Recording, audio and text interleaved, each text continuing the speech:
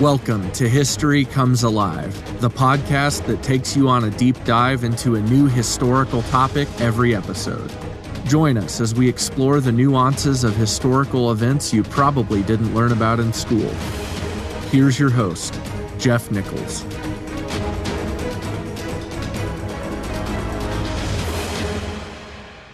Welcome back. On this episode, we'll begin to construct the mindset and initial thought process of the Europeans in general and the English in particular. In our preparation for English colonialism, we've looked at the geopolitics across the European landscape for about a century. The rise of global ambition, the nation state, and the Reformation changed everything.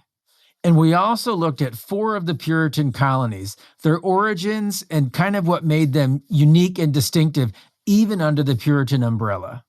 And I was thinking about these things and how much I want to move past like the quote-unquote foundational stuff and get to the fun stuff. But then I caught myself. I think this is all fun stuff.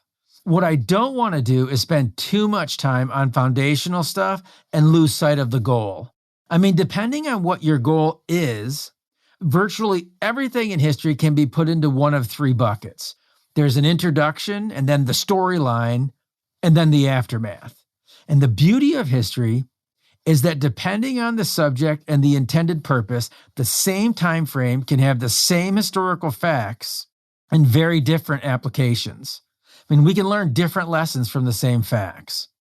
And I think that sometimes we miss the impact or the wisdom of a specific time frame because we fail to really commit ourselves to understanding the motivating factors, the precursory events that help to define what the facts or the narrative as it plays out really were.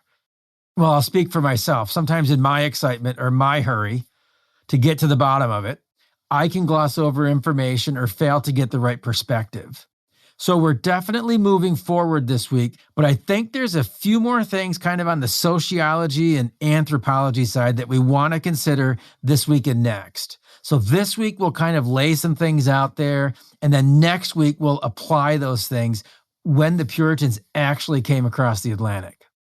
So this week we'll spend a little time thinking about the impact all the changes in Europe were having. They'd been through a lot. Infighting, threats of invasion, expelling the Moors, the Reformation, massive consolidation of power, new global experiences that were bringing new trade routes and foreign goods to European markets, and they were changing. I want to draw some of that out a little this week, and then, like adding another transparency, take a look at what that looked like when the English transferred these experiences to the New World. Their positions were as much about the general societal shifting that was happening as it was about the religious wrangling. And our focus will quickly lead us over the next several episodes to that period from between the 1630s to the mid to late 1670s. We're going to kind of use the Pequot War and King Philip's War as our bookends. That's the period where real cooperation and real division between English and the natives shaped the landscape and the development of the New England colonies. It will help us also to begin to develop the general frontier wars that were waged between the English and French during and after these years. Many of those tensions were seen through the lens of the religious wars of Europe, not too far in their past. Those wars also engulfed the natives, who were often almost forced to take sides between their European ally and the other European group. Loyalties and alliances, as well as betrayals and divisions during this time, were well documented and rich with many of the kinds of lessons that we can still draw from in our own shifting society. And I hope this is going to help us over the next few months. The relations between the English and the natives were complicated. Initially, they both came to depend on each other, and relations between certain natives and the English, especially the Plymouth plantation folks, were pretty good. But those good times would predictably and sadly, quite necessarily, for the flow of history, break down over time. But that would take generations. I mean, that's the storyline that we're going to develop, focusing on just a few specific native leaders and their interactions with the English will eventually engulf most of the region's native groups throughout the most critical years for English expansion. Now, if you recall, the two pervasive parallel goals for our time in this particular podcast is to examine the underlying events that help to galvanize and unify the 13 American colonies, the breakaway colonies, and the important and intentional role that the various Native people groups played. They collectively had been here and dominated the land first, and then over time, the English did. And the popular concept is that America is a result of English colonialism, a transference of English society. And it kind of is, but also Dutch and French and Spanish and Native. And again, so far we've covered the geopolitics of Europe, the national movements. Those have been kind of sweeping visions for the most part. At this point, I want to consider the English from a slightly different vantage point, more of a social consideration, the social fabric of a society, so that on the one hand, we recognize a hard clash of cultures, but on the other hand, a little bit softer tone. European culture was not just transplanted to the New World. Those that came did bring with them their culture and their values. I mean, of course they did. That's what they knew. But those values had already been challenged and were shifting when they came here. And those values did not remain intact once they took that trip across the Atlantic. So what happened? I mean, frankly, what am I getting at? Let's do it this way.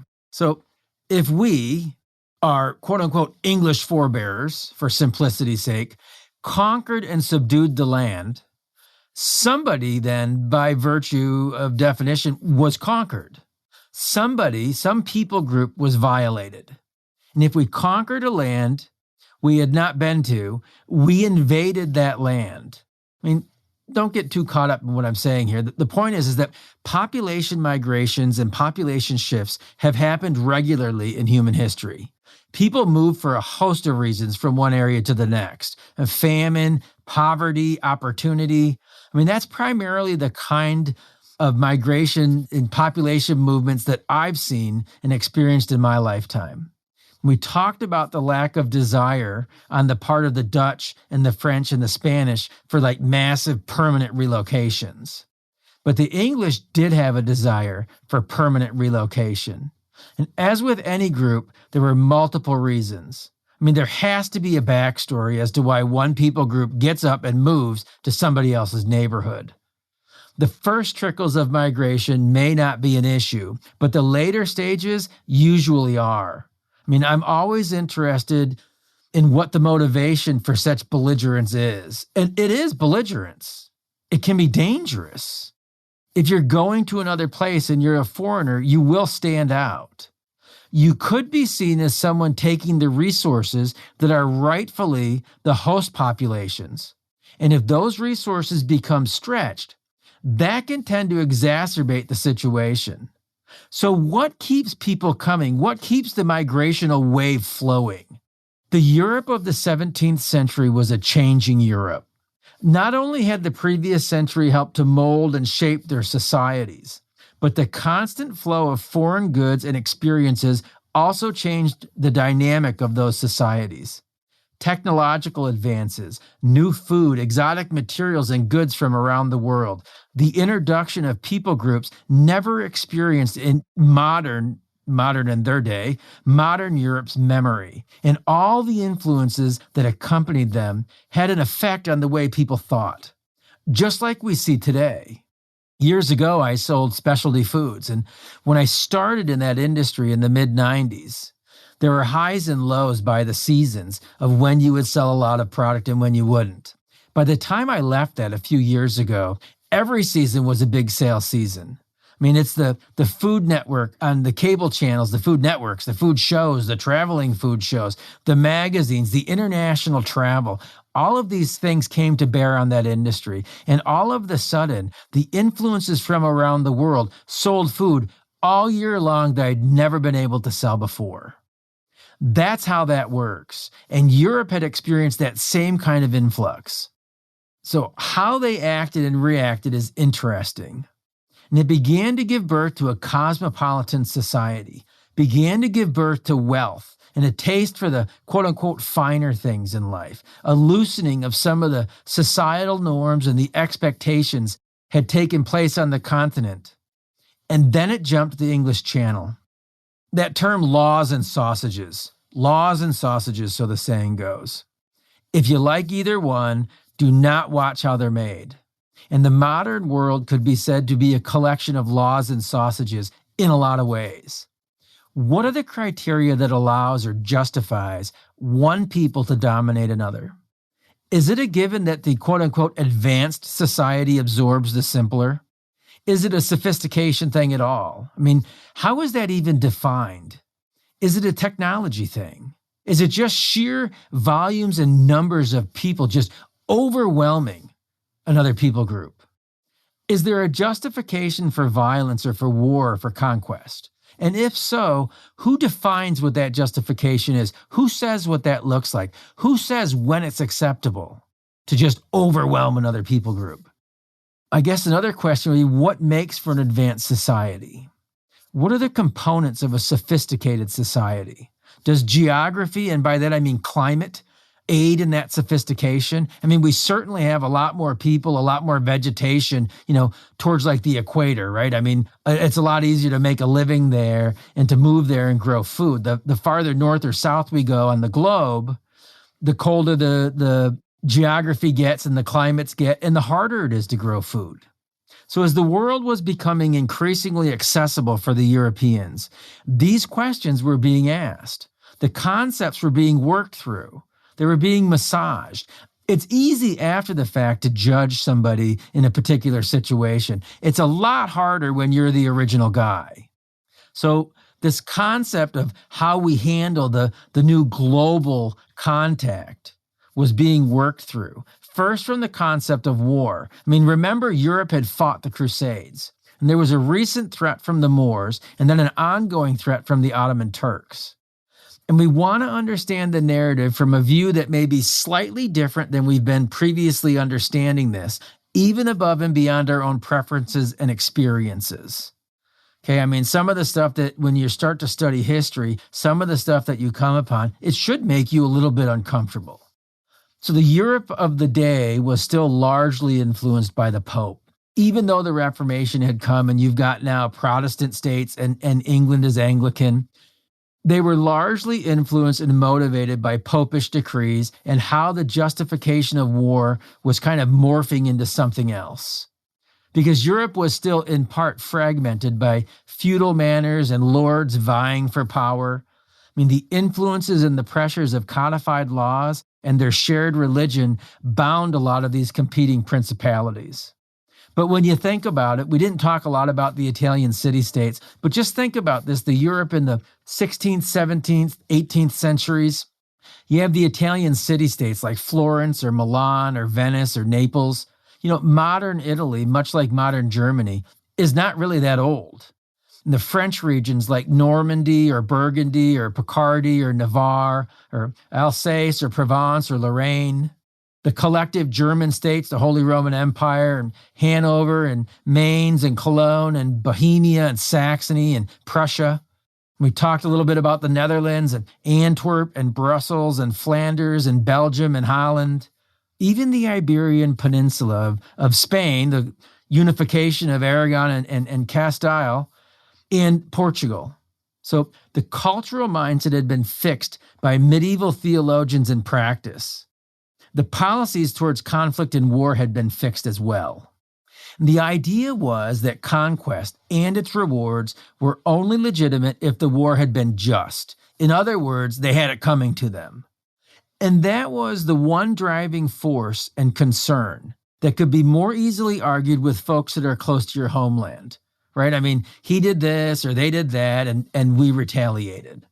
The question, though, is if war has to be just to be waged, here's what Europe was going to start to wrestle with. You've got an influx of goods from around the world now. How do you justify a war with the people who live far away? Not in the modern world, in theirs. How do you justify a war with the people who live far away? A war that you initiate. The answer is that you claim that it's for God, right? I I mean, that was the prevailing view of the day. And then that view evolved. And we want to take a look at that. This has a big impact on colonialism and what happened and how colonialism evolved with all of the European countries. In 1453, Constantinople fell to the Ottomans, and the Muslim threat to Europe, the outside threat to Europe, got real. I mean, how do you react? How does anybody react when they're threatened? When their livelihood or their way of life or very life itself is threatened? The idea of imminent danger can have an impact on a person or a society. I always loved those old Twilight Zone episodes. I mean, Rod Serling had a way of exposing that part of our nature when we feel threatened or suddenly find ourselves in an uncomfortable situation, uncharted territory. Very rapidly there can be like this social breakdown, a paranoia, or an identification of an enemy. I remember one episode, there was like a UFO that landed in this, the episode opened up, it was this, beautiful suburban neighborhood. Everybody's, the houses are perfect. Everybody's lovely, like an episode of Leave It to Beaver or something. And then a UFO lands, or they hear a strange sound at night, and presumably a UFO has landed, a couple of blocks away, and they lose all power. And all of a sudden, all of these sweet, wonderful people that had such a nice neighborhood, by the light of day, as the sun went down and the darkness set in and there was no electricity, it was interesting how the story played out, how everybody started turning on each other and everybody became suspicious of everybody else. And that really is how it works sometimes. We recognize that the irrational behavior that can arise when, quote unquote, danger presents itself. I mean, we've got loss against ambulance chasing, right? I mean, if there's a car accident, you can't just show up as a lawyer and hand out your card. People aren't thinking rationally at that point. They can't be held accountable for some of these decisions. Our system of government's a republic. It's not a democracy. And that's a good thing. I mean, we are democratically elected. Our officials are democratically elected. But our form of government is a republic, and that means that we're a society of laws. And these laws can protect us against ourselves. I mean, if the majority feels temporarily threatened, by law, I mean, if things work the way they're supposed to, they can't just simply do what the majority wants. That would be tyranny of the majority. They must continue to obey the law. And what we find is that oftentimes the perceived threat will resolve itself, or real solutions can be had when calmer heads prevail. It shouldn't be easy to change the system. It should be hard. Sometimes it makes our politics dirty. But the reality is there's a certain built-in protection for that reason, that we can't change quickly. It's supposed to be hard. Let's not be irrational. And when the immediate threat is understood, oftentimes that threat turns out to be more hyperbole and an overreaction than an actual threat. There's been times in my own life when I'm very glad I wasn't able to do what I wanted to in the heat of the moment. But it wasn't the case with the Ottomans. Europe needed a solution to this problem that aligned with the societal understanding that war had to be justified against an enemy that was real. Again, how do you justify a war with the people that you're not very close to, that you don't really interact with? By 1455, then, 2 years later, Pope Nicholas V gave permission for Portugal's king to seize the possessions and enslave, quote, all Saracens and pagans whatsoever, and all other enemies of Christ wheresoever placed, end quote. Did you get that? The Pope tells Portugal, he gives them permission to enslave, to seize the possessions, and to enslave, quote, all Saracens and pagans whatsoever, and all other enemies of Christ wheresoever placed, end quote. That's a broad, sweeping statement. Give them an inch and they'll take a mile. That's kind of human nature, right? The Pope's permission was in response to the Ottoman threat. That was the intended objective. The Portuguese took this allowance to the next level. They expanded that proclamation. They eyed the Muslim African coast, first the Mediterranean and then the Atlantic.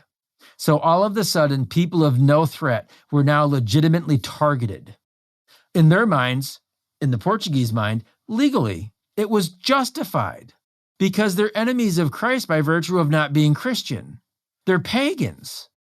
This happened just as the nation state and the consolidation of political and military power was beginning to really change Europe. Wealth was now accessible in a way that it had never been before. Nations, militaries, empires all require money to keep running. So the question is then, what's easier, earning money or taking somebody else's? I mean, if you can justify the theft and get away with it. New technologies and advancements in shipping and weaponry, not to mention the rapidly approaching religious wars and division, were causing a scramble for national pride and achievement across Europe. And Spain, so close to Portugal, needed to get in on this act. In 1493, another pope, Alexander VI this time, granted Spain all the world not possessed by Christian states, thus dividing the world between Portugal and Spain, kind of. And free for the taking now that the precedent was set, at this point, the European community was predominantly Catholic. So the rest of the world, as far as the Pope was concerned, I mean, if you take these words at face value, the rest of the world is fair game. This edict was sure to promote discord, giving one nation the permission to basically conquer, to go to war with anybody that's not Catholic. That is, go to faraway places, the people that you don't know, who present zero threat, and simply do as you will. It's all good. I mean, put it another way. They're lesser than us. They don't require or deserve our consideration. I mean, that's really the end of the argument, isn't it? We talked about mercantilism several episodes ago, and we're quickly coming to that point in time where that begins to rear its ugly head. And it kind of is the second head on this two-headed monster of what really motivated and justified colonialism. Anyways, we'll get there in a few weeks. So it was all perfectly okay. I mean, these guys were good Catholic supporters. So the Pope gave them permission to go and take any land that they wanted, right? The rationale stated, and this is the quote, "So the heathen could be drawn to embrace the Catholic faith and be trained in good morals by the authority of Almighty God." End quote. Those are powerful words. Again, so the heathen could be drawn to embrace the Catholic faith and be trained in good morals. That's the real kicker for me. By the authority of Almighty God. So just go conquer and dominate a people group, somebody that you don't know, just kind of show up, beat the snot out of them so that you can train them in good morals. That's a very rude guest, especially if you consider the days in which they lived. I mean, these were tough days to begin with. It's a tough world. These are tough people. The world was violent. There's no real controlling authority or watchdog organizations. I mean, you've got the Pope, kind of the blanket, Catholicism across Europe. But there wasn't like a United Nations. I mean, this is why everybody's marrying everybody else's royal family, right? I mean, all these monarchs, you try to follow the family trees of these countries, it's incredible. Like everybody's marrying somebody from some other monarch, and royal family, just so the hopes that we can avoid war at some point. But the Pope basically just gave the permission to do whatever they wanted, anywhere they wanted, as long as the folks weren't already conquered by a Christian state. Because again, they're not our equals. Those people don't matter. There's no other way to logically understand those mandates. It was carried out as stated. And it should go without saying, but I'll say it anyways. This is, and in my notes, these are all capital letters, this is not a New Testament / biblical teaching of Jesus, the supreme Christian authority. This isn't a Christian concept. Everybody wanted a piece of that action, though. The French followed just a little while later. England's Henry VII, he was a loyal Catholic. He enlisted the Italian John Cabot to, quote, conquer, occupy, and possess the, quote, lands of heathens. Again, that is those that are less than us, and infidels. So Spain and Portugal had received, papal permission and authority, but everybody gets in on it. Henry VII, we talked about John Cabot, again, several episodes ago, but Henry VII gave him permission to conquer, occupy, and possess the lands of heathens and infidels. That's quite a development. I mean, that was the growing national mindset across Europe for about a century prior to New England's colonization. prior to Henry VIII, who left Catholicism, prior to the Reformation, prior to so many of the divisive wars in Europe, prior to so many of the decisive wars in Europe, in conjunction with the expansion of trade outside of Europe, and adding to the growing cosmopolitan development with newfound trade, wealth, consumer goods for the common man. I mean, we've got Walmart today. If things start to be coming in demand, everybody's clamoring for them. You've got to find a massive supply, and you've got to make it cheap. You got to control your costs. You've got to have a return on investment. So when you see how this is starting to develop, the reality is claiming the religious high ground does not make it high ground. It doesn't make it moral. And as we'll see, many reports distributed among the folks in Europe painted poorer pictures of the natives that were encountered around the world, and a far better, more moral picture of the Europeans that did travel the world, securing the goods in such high demand. From gold and silver to furs and other commodities, including people. But the Europeans were getting pretty comfortable, and they really didn't need or want to know exactly how this was happening. The Europeans of those days had two major or general basic characteristics in common. They were quote-unquote Christian, and they were Caucasian.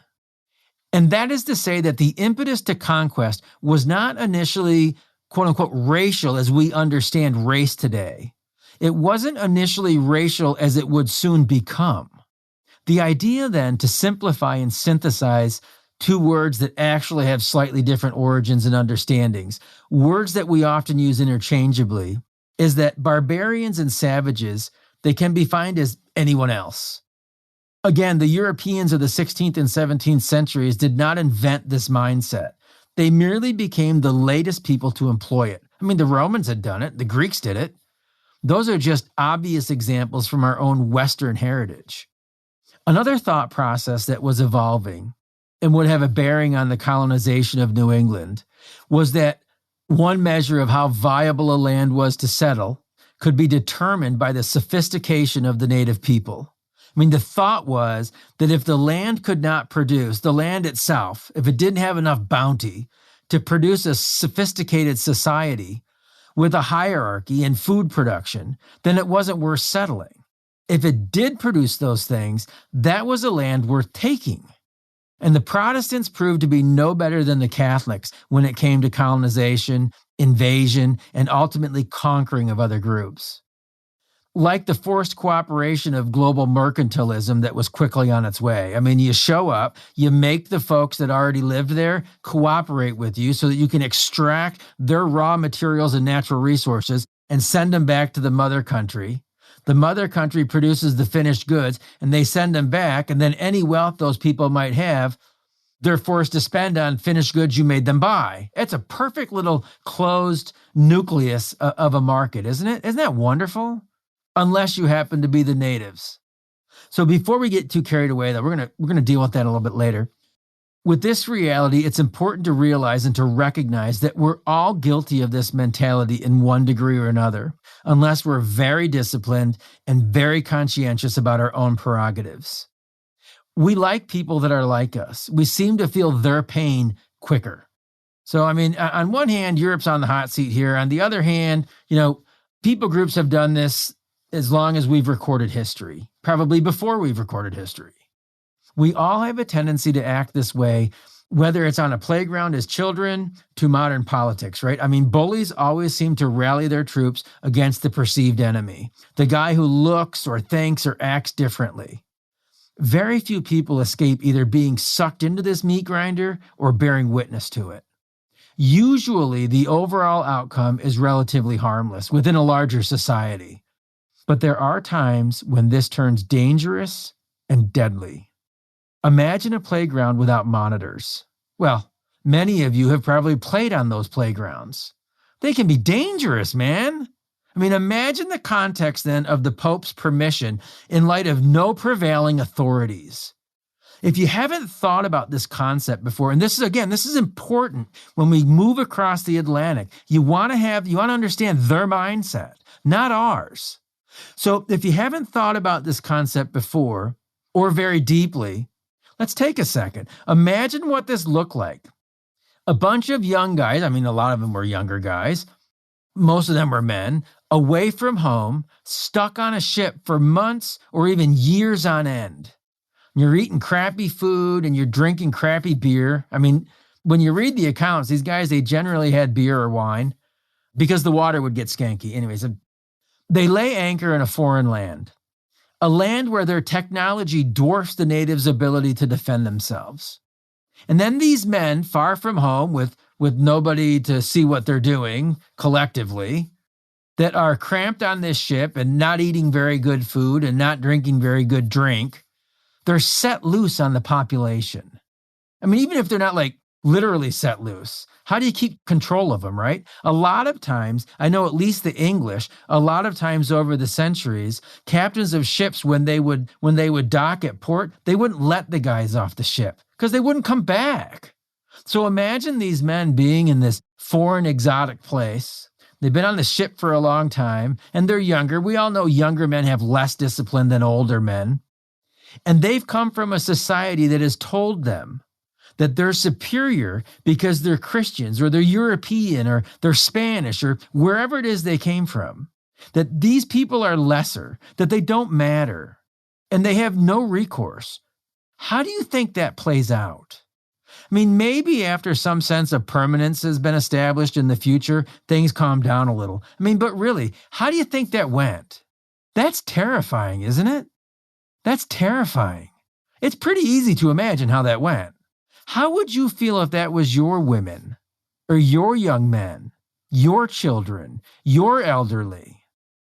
What did that do to the psyche of these cultures? What damage did it do? I mean, in all honesty, what damage did it do to the psyche of the men who had come on the ships? I mean, they were monsters, some of those guys. How hard-hearted were they?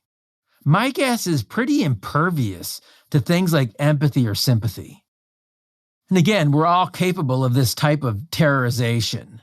We don't all succumb to it, but most, in those circumstances, unfortunately, if we're honest, most of us probably would. If nothing else, you're a part of the herd. It's that herd mentality. I think it's naive to say otherwise.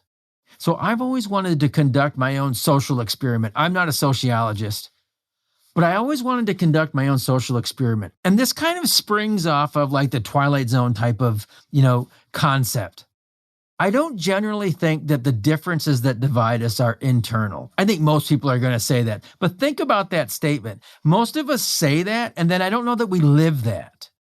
But I don't generally think the differences that divide us are internal. They're external. We see someone who looks different, and we believe that they are. But what if the skin was removed? Have you ever heard of Shel Silverstein? I'm sure a lot of you have. I loved Shel Silverstein when I was a little kid. Third grade, I was in Mrs. Chaya's third grade class. Mrs. Chaya read Shel Silverstein every afternoon. If we were good, we got, a story time. And she had this cool room, one corner of the room, she had brought in some carpet and she had some cool chairs and pillows and we all kind of sat around. And she actually had this old tub and she had put carpet in it. And if you were really quick to get over there, you could sit in the tub. I always loved sitting in the tub. You felt so cool. But she read Shel Silverstein to us. He wrote a lot of children's books, but he was really more of a beatnik, culture warrior, satirist type. And he wrote songs for guys like Tom Bell Glazier, Put Another Log on the Fire. That's kind of offensive and politically incorrect these days. He was friends with Waylon Jennings, and he wrote A Boy Named Sue for Johnny Cash. He wrote Dr. Hook's cover of the Rolling Stone. He was friends with Hugh Hefner. He was a big contributor to Playboy from the early days. But at any rate, he wrote a lot of poetry and a lot of music. And much of what Shel Silverstein left us can challenge us in the same way that I'm trying to lead this conversation. It was simple and it was pithy. It was funny. It was quirky. But I wanted to read a poem because this kind of exemplifies the simplicity of it, but there's a depth to it. And this comes from one of his children's books. I think I've got them all on my shelf. This was Where the Sidewalk Ends. This is the book Mrs. Chaya read to us in third grade. I thought I'd marry Mrs. Chaya. But as it turns out, she was already married, quite a bit older than me, and had kids of her own, so I didn't. But Anyways, I want to read this because it does kind of open this up a little bit. And one of the things with this podcast, I really hope that I encourage people to expand their horizons. I hope that if you listen to the podcast, you get anything out of it. It's not the end of it. Like, go pick up a book or go do a study online, go to Wikipedia, wherever it is that you're comfortable getting information, and look at some of these things. But I wanted to read this. And again, I know it's simple, but it does have some value to it. The name of the poem is called No Difference. Small as a peanut, big as a giant, we're all the same size when we turn off the light. Rich as a sultan, poor as a mite, we're all worth the same when we turn off the light.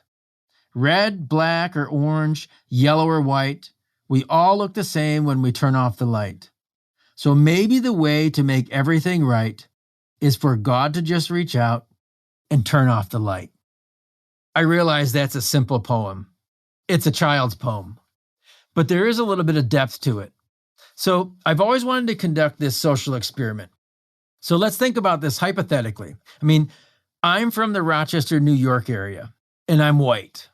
If I was suddenly dropped in a room with two other people, a room that's sealed off, one person is black and one is white, how would I react? What would my initial thought internally be? I'll be honest, I don't know. Maybe you do know. If you do, good for you. If you're saying, I have it all worked out, I have a concept in my mind, or an idea that maybe you don't. I don't know what my reaction would be. It would depend on a whole list of variables. But I can't say what I would do because it's never happened. But I can look at human history and I can look at people groups as they begin to interact with one another. And it doesn't always have to be like a clash of culture or like a violent conquest. But when you begin to look at people groups as they introduce themselves to each other, and you can begin to see how that tension forms. Now, I've never been dropped in a room, so I don't know how I would react, but I could understand in that situation if the two people, like there's two black guys, two white guys, two brown guys, whatever, and there's somebody that looks different. If the two people that looked alike may initially feel more comfortable with each other, but what if along the way the other white guy, like in my example for me, what if he turns out to be from Europe or Africa or Asia, and the black guy is from Rochester, New York? It wouldn't take long if we could communicate, like we all speak English. All things being equal, it wouldn't take long for me to very quickly identify more with the black guy from Rochester. Think about it. We would quickly realize that we have the same points of reference, right? We shop at the same stores, same types of stores. We eat the same regional foods. We frequent the same places. We experience the same weather and climate and the same seasons. And, the big deal in our area, we both are familiar with it. And the guy from like another continent, he'd have no point of context for any of that. The more I gained my equilibrium, I imagine I'd realize I didn't have much in common with the guy that looked like me at all. I don't know. Is that reasonable to think? Do you think like that? Is that racist to think like that? Is that just being honest? I didn't really give any answers. Am I allowed to ask that question out loud without being called a racist? Is that just exposing human nature? Am I an oddball? I think about these things. I've always thought about these things just based on the stuff I've read the last 20 or 30 years, but especially now at this point in time in the history of America where I live. These types of questions, are we really asking ourselves these things? Because my point is, if you're allowed to think someone else is different, and by virtue of being different, they're lesser, and there's no consequences for behavior towards them, how do you treat people? That's going to be a more legitimate question when we meet the natives of New England. But upon the initial interactions with the Europeans, the English, more specific to our consideration, they were largely hospitable and generous. The English could not have survived without that generosity and hospitality. The natives for many years could simply have wiped them out through violence. They also could have allowed them to starve to death because the Europeans, the English, were ignorant of how to produce enough food in their new land. The natives didn't wipe them out. They didn't look at these strangers that came over and attack them that way. Sometimes it happened. But again, the Europeans would never have gotten a foothold had the natives had that mindset of just attacking someone that was different. So I say that to re-ask the question, to reconsider my personal social experiment, if it's even legitimate. Does the interaction with those who are different have to become one of conquest or violence? I mean, what kind of a culture produces the mindset that lesser or vulnerable people who look different require less of our consideration? What kind of a culture produces a people that react differently than that? I mean, is that cultural? What does that look like? I mean, war and conquest and population migrations, unpopular, contested population migrations, that's the history of man. So again, am I allowed to ask that question, those types of questions? I mean, I love my country and my heritage, but I want to understand the world I live in. I have to try to train myself then to think for myself. I want to try to understand the facts and the events that shaped our world by comparing them to other people's experiences of the same events. I want to come away with not just a better understanding, but better skills for dealing with the world around me. I want more wisdom. I want more confidence. I want better people skills. I want to make a difference to those people around me. How do I do that? How do I connect? As one side note example, when President Monroe in the early 1800s made an attempt to begin to remedy the slave issue in the U.S., I know he owned slaves. This is a bigger concept. If we continue in this podcast series, in the history of America, right now it's just the founding. But if we continue on past the Constitutional Convention, at some point, 10 years from now, we'll get to President Monroe. But at any rate, I know he had slaves. I mean, everybody was confused back then. Nobody knew what to do. But he made an attempt to begin to remedy the slave issue in the U.S. And one of his programs repatriated freed slaves to the African country of Liberia, whose capital is Monrovia, by the way, James Monroe, Monrovia. So the freed slaves eventually, I think relatively quickly, they took over. It got ugly. And I don't want to develop that too much here. I mean, I didn't bring it up to throw stones at anybody, or to justify violence towards other people. I mean, I realize if there's someone out there that's really good in African history or Liberian history, slavery in America, I realize I simplified the situation. I get it. But the idea for us here is to point out that my questions and my line of narrative are not meant to devalue or promote any one group. I mean, as we go through this series, I want the freedom to call balls and strikes as I see them, as I understand them, and as I work through those events. Are you with me? So we want to set the tone for this. Like, what's the mindset in Europe when they colonized the world?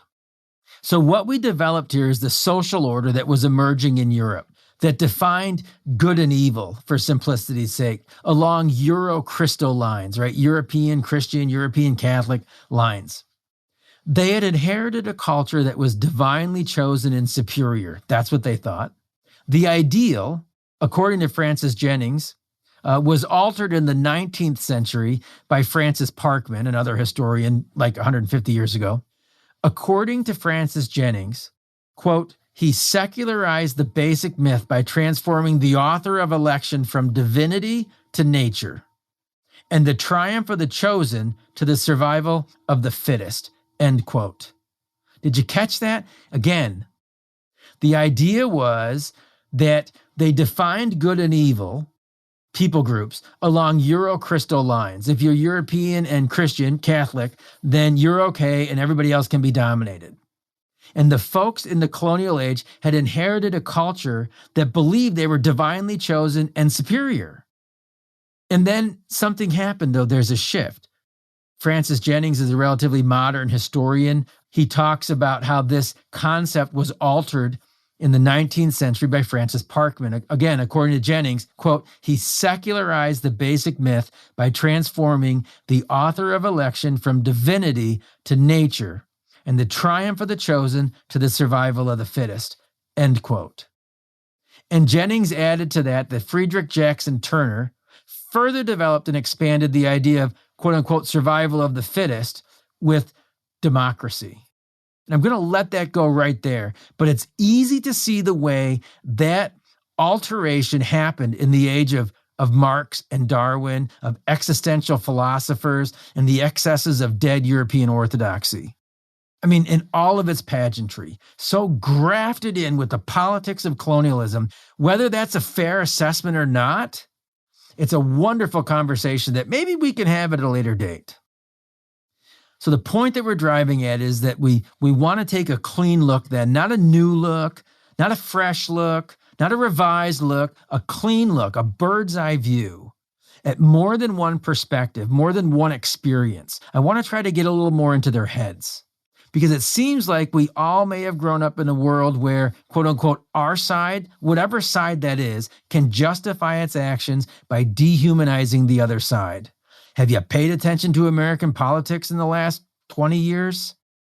So again, it's the extreme of self-justification. Usually the subject is of a nominal consequence.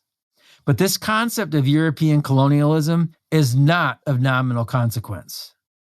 The practice of self-justification then as a society or a culture can allow for much success in this world. And that's why we all do it. I mean, nobody teaches a child to do this. We instinctively justify ourselves. Without a reality check, even success can leave you hollow, though. It can rob you of wisdom, can rob you of compassion. It can rob you of empathy and fortitude. When a real crisis emerges, you've learned nothing to help yourself. And societies can suffer from this just as much as the individual. The reality is that when two cultures collide, they both tend to give and take in the exchange. One may remain dominant, but the other will have added to the tapestry of that culture. They'll have more than likely brought value to the encounter. Whether it's entertainment, food, culture, the list of potential contributions is long. That's a form of acculturation. America's a melting pot. We have benefited from multiple cultures coming to our shores and ingratiating themselves into our culture. Usually, the first generation and a half, they stay pretty localized, pretty segregated and isolated. They're not familiar with the cultures. They might not speak the language. They don't understand what's going on in the system. They just know they wanted to come. But usually, a generation or two later, they've assimilated largely into the larger culture. And they haven't just become an American, they become an American, but they've also added, especially when they come with larger groups, they've added to the fabric of our own culture and society. Just look at how entertainment and food has changed. So the historian looks at the facts of the events. The sociologist, the anthropologist, they look at the effects of the events, how these events changed the people, how they adapted, how they moved forward. And I want to understand beyond my own cultural experience. There's only so much that I can, right? I don't know something I don't know. I can't say I've experienced something I haven't experienced. But I can work through and think through the issues and think through concepts. How do I like change? How have I felt when I've been the minority in a group? I'm new to a larger group of people. I've got to walk in and introduce myself.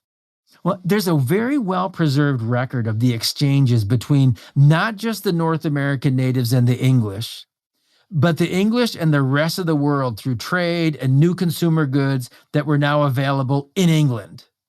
They were experiencing new people and new ideas. And that said, we can underscore some of the effects on English society on these cultural exchanges just prior to the colonial activity. And we've looked at some of their divisions, but there were more, and they were different. There were underlying factors. So let's rebuild the model then, or at least tweak it a little bit. I think there may have been some relevance to their day and ours. I see some parallels. I don't want to turn this into hey, we look just like England 400 years ago type of thing. But there are parallels to what was going on in English culture and what's going on in our own right now. Maybe it's what's going on in all of Western culture. But since I live here in New York State in the United States of America, I can only speak from my own experience. So some familiarity with how their culture was changing quickly. After a millennia, more or less, of a very slow change at the very basic societal level, things were starting to change pretty rapidly. Less than a generation. That's pretty quick. What I generally think of when I think of England or the English is like a confident people, a giant, stable, consistent society confidently and stridently marching forward across the globe. But what the record reveals, among the successes, is a society maybe not so confident at home, a society that was in uncomfortable change.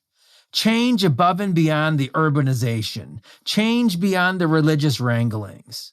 Although both the religious wranglings and the urbanization were certainly factors and contributors as much as the reactions to things going on. We see this in the forms of entertainment that they enjoyed, the social commentary that they observed, the newfound knowledge of the world and how they consumed that knowledge, the reaction to a larger portion of the population seemingly moving on from age-old customs and recognized comfortable societal norms. And this is important for two reasons. First of all, these changes at home caused many people to want to simply leave. If it's going to get like this, I don't want to be here anymore. And secondly, especially moving forward the next few months, the Stuart monarchy, who, ascended the throne when Elizabeth died, the Stuart monarchy did not exactly quell the fears of the more conservative traditional folks. In fact, we're quickly approaching the Civil War and the years of the Commonwealth, which were in part provoked by the lifestyle of Charles I himself. England was experiencing the cultural challenges that faced their continental neighbors. They just weren't as quick to embrace them. They also were not cashing in as much as their continental neighbors were in the global atmosphere. The Tudors and the Stuarts were cautious when it came to colonization and exploration. And at the same time, England was experiencing a population explosion and inflation. And it was difficult to feed and to employ all the folks. There had been severe weather for several years in a row, and many people were leaving the country for the city. Now you've got overcrowding and all of the issues that come with that. And then the 1620s and 30s saw a resurgence of the plague. And the people wondered if this was God's punishment for their evolving culture. And there seemed to be no relief in sight. Again, do you see any of those parallels? Are we hearing some of these same themes? History's cyclical. Now, add the political and the religious tension that we've developed the last couple of months. Are you starting to get the picture? To many, especially the Puritans, it seemed like the whole social order was just fracturing and falling apart. Along with rampant poverty came nomadic transient behavior. What one contemporary observer and commentator of the times called, quote, the wandering poor. Just wandering around, nowhere to go. They don't have a home. They don't have finances. They've got not a lot going on. And again, think about what that does. Think about what that does to the psyche of the population. Think about what that does to, the level of crime in the area. Think about what that does, people that might ordinarily have been nice or sympathetic or empathetic. You think about how hard they can become when they see the quote unquote wandering poor and crime goes up. And there's suddenly a danger to this or to that, and, you can't walk out as safely. And, all of these implications, I think we can understand that, right? At the same time, though, there were people who were getting on board with the idea that the world was getting smaller and taking advantage of those new opportunities that the economy was providing.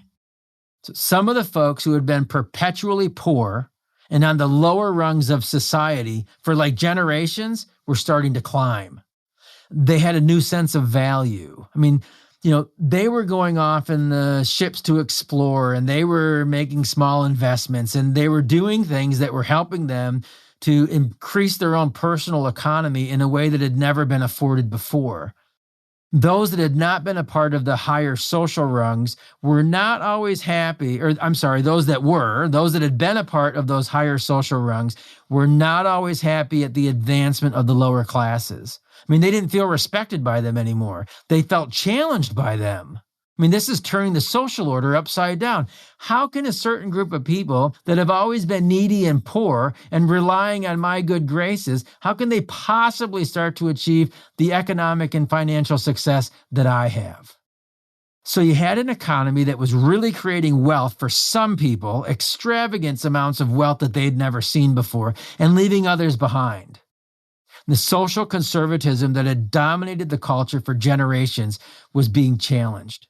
And the monarchy was, in many people's eyes, too chummy with Catholicism for the Puritans especially. Charles threw outrageous parties, debauched parties, and in the eyes of the Puritans, borderline idolatrous at best.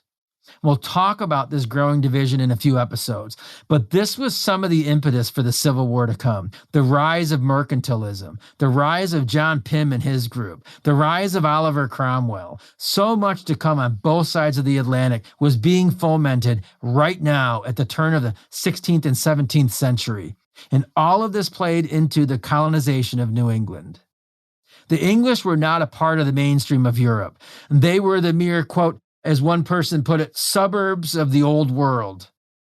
And they certainly were not part of the mainstream. They remained the only Anglican nation, right? They weren't Catholic and they weren't Protestant.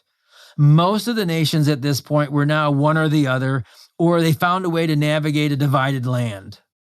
I mean, there may have been both Catholic and Protestant folks in England, but the Anglican Church's political leader was the monarch. And colonization offered at least some relief and some solutions to some of these social problems: overpopulation, underemployment. It offered a way to grow the English society, albeit how each perceived the English society, as opposed to watching it transform at home to morph into something that they didn't like. And these changes in English society, they were recognized throughout popular culture. Karen Ordell Kupperman wrote a great book, and she highlights some of this quite succinctly. The play Midas in 1592 by John Lyly and performed for Elizabeth herself opened with the line, quote, "So nice is the world," end quote, "that in music, writing, food, and clothing, every new fashion, quote, breedeth satiety before noon and contempt before night. So nice is the world that in music, writing, food, and clothing, every new fashion breedeth satiety before noon and contempt before night." He said that in front of the Queen. The point being that they were running after novel fashion, never quite satisfied with what they had, and being influenced by the outside in a very dangerous way. At this time, there was a rage for novelty and bizarre experimentation in dress, including wearing items of clothing associated with the opposite sex. Quote, elegantly dressed men seemed effeminate, and women, quote, suiting their light, feminine skirts with man-like doublets were too masculine. I mean, truly, these were radical changes. And Lyly went on to write, quote, traffic and travel have woven the nature of all nations into ours. England was becoming a melting pot, at least of ideas. And Lyly didn't like that. It didn't seem safe or prudent. Shakespeare himself got into this. In Tempest, he highlights the dramatic accounts of a hurricane that had destroyed a Virginia-bound fleet off in Bermuda in 1609.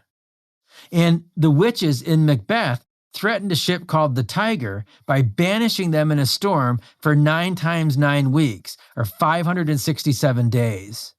And that was making reference to a contemporary voyage where the crew had spent a treacherous 567 days at sea. With all these experiences and changes, the English at home were hungry for the opportunity to experience a little of this adventure and novelty abroad. Exhibits sprang up of various items from around the world. I imagine they're like mini museums. Men spent years acquiring items from Africa and Asia and North America.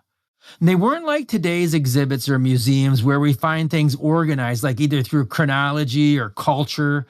These collections were very oftentimes arranged by subject. So, things like dishes or cookware or weapons from all over the world would be lumped together. And North American items were popular. Richard Hakluyt, a man that we mentioned previously in the English Armada episode. And for those of you that haven't heard that one yet, if you just started tuning in, you heard me correctly. I said the English Armada. It's worth a listen if you're so inclined. So anyways, Richard Hakluyt, he had previously published, and I talked about this again, that, quote, the principal navigations, traffics, and discoveries of the English nation. It was a compilation of English navigators telling their fantastic exploits, no doubt to an adoring national audience in the 1580s. Well, he spent years codifying new places and experiences for public consumption, and they ate it up. Pax Britannia is born. And that's more than hyperbole, because at this time, there was like a re-examining and a rebirth of an interest in all things Roman. And they began to glorify the Romans of old. Those Romans who had conquered their proud ancestors. But it also delivered Christianity to the island. Rome had conquered many a heathen and barbarian to the heathen and barbarians' benefit. And they thought England may very well be following in their ancient footsteps. They also recognized the decadence and the lawlessness, the dishonesty in politics, the debauchery that destroyed Rome from within. And this reality, too, was not lost on many looking to build a better life somewhere else. You see the growing tension. There's a lot of stuff going on. These people must have been stressed out. The whole society was changing, or at least experimenting with the worldly offerings of exotic cosmopolitan societies. And to the traditionalist, the established boundaries mattered, and they were being challenged too much. Gender distinctions were crucial, not only determined by nature, but they necessitated distinction. To summarize, then, the understanding was that in many ways, the growing foreign influence on society through trade and travel and technology and exploration was having a very corrosive effect on their countrymen and their country. And the Stuart monarchy, the folks in charge, were not quelling any of those fears. The fear was the government was being influenced by foreign interests. And during his reign, Charles I, after all, was married to Henrietta Maria. She's a Roman Catholic French woman. The English have fought how many wars with France? They're still tangling with Catholicism and figuring out where that goes. As a matter of fact, in time, especially Charles I, the Stuart monarchy would pour gas, the gas that ignited the inferno on the English society. Again, I can't help but see parallels to the times that we're living in today. To many, the qualifications of a sophisticated society required an organized, respected hierarchy, gender roles and distinctions, and the ability to produce enough food to feed yourself. These institutions were being challenged and they were being changed in the homeland. And as the opportunities began to present themselves for North American exploration and colonization, these were some of the considerations that the more traditional Puritans, folks, wanted to know about the natives. Could they do these things? And guess what? The reports coming back of the natives of North America indicated that these social criteria were being observed and practiced in their respective groups. And they had food too, and they consumed with moderation. To the Puritans, this was a good measure and a good qualifier of natural order. England was becoming very different, and the New World was becoming very attractive. So to reiterate, again, we've covered a lot of ground here. What I generally think of when I think of the English is a confident people, a giant, stable, consistent society, confidently, stridently marching forward across the globe. But it seems that might not always have been the case, at least not for everybody. There had been exploration and many failed attempts at colonization early on. But in those days, it wasn't just the rigors of New World challenges that limited the capitalization of the opportunity. It was the ongoing reign of Philip II of Spain. You remember, they were the undisputed global power. And Philip did whatever he could to discourage any challenges to his global colonies. And in 1598, Philip II of Spain died. His successor, his son, Philip III, from his fourth wife and cousin, by the way, Anna of Austria, was nothing like his father. The European quest for glory and riches and conquest could no longer be restrained by Spain. The door was opened for England, for all of Europe to push hard for their own aspirations of empire. For the monarchy, colonization would allow the purists, whether Anglican, Catholic, or Puritan, to transplant the quote-unquote best England, give the opportunity to the rougher population, encourage the bold and the explorers among them, and expand the English footprint. It was a win-win-win situation. Now, to narrow this down for our consideration of New England, Puritanism saw this opportunity through the strict lens of Reformed theology. Culturally, there would be social order. On a personal level, there would be expected discipline. And from a global colonial perspective, evangelism. These were the times and experiences and attitudes that helped to propel the English forward into uncharted territory, that caused the population migration. These were the conditions in Europe, starting with the papal endorsement of conquest unintentionally. These were the social changes taking place because of expanded world experiences. These were the conditions at home in England that caused so many like-minded Puritans to not just invest, but to relocate to a new land, a New England, one nurtured and steeped in the traditionalism they had come to enjoy and relish. And as I think about those days, I can't help but think that the good old days that they longed for actually had never existed. I mean, what they wanted, they'd never actually had. It had just been a vision. The Reformation was less than 100 years earlier. The nation state had solidified not along Protestant and Catholic lines, but Anglican lines. The economy was being impacted by exotic foreign influence. I think about that type of stuff here in America as we head into 2021. I mean, the good old days that older people speak of, and I got to tell you, I'm not young anymore, so I'm starting to be one of the older people. But the good old days that they speak of, they didn't seem like good old days when they lived them. When that generation lived them, they were tough. So many long for the good old days, and I get it to a point, but I wonder, as we talk about the good old days, how much of the new technology and advancement are most people willing to leave behind to go back to the good old days? How much comfort and ease are you willing to give up? Be honest. I mean, it wouldn't matter. Where would we go? Where is the virgin country today? Well, the continuance of the story of the New World and how this experience at home propelled them, we'll have to wait for next time. But for this time, I hope the narrative has really helped the history to come alive. Thanks for listening to History Comes Alive. We hope today's episode has given you valuable new information and inspired you to dive even deeper. Don't forget to check out Jeff's website, historywithjeff.com, and engage with Jeff across all your favorite social media platforms at History with Jeff. Join us next time as more history comes alive.